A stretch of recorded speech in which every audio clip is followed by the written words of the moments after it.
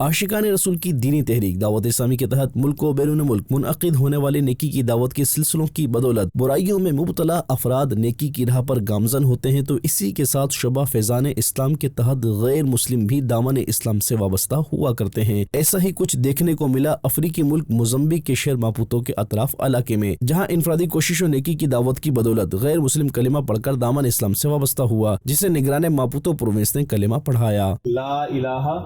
الا اللہ محمد رسول اللہ۔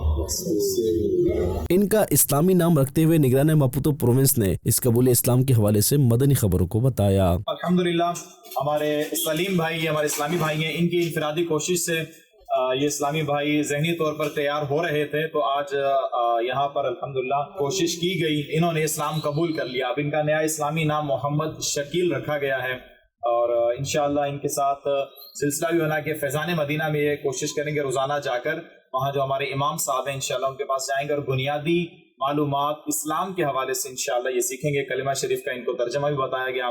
اور اسلامک حوالے سے کچھ نہ کچھ ان کو آگاہی دی گئی ہے۔ اللہ نے چاہا تو یہ دعوت اسلامی کے مدنی ماحول سے وابستہ ہو کر ڈھیر علم دین حاصل کریں گے اور اسلام کے صحیح اصول و ضوابط سیکھ کر انشاءاللہ اس پر عمل پیرا ہوں گے۔ ناظرین، آپ بھی دعوت اسلامی کے دینی و فلاحی کاموں میں حصہ لیتے ہوئے نیکی کی دعوت عام کرنے سمیت امت مسلمہ کی خیر خواہی کا سبب بن کر اجر و ثواب کمائیے۔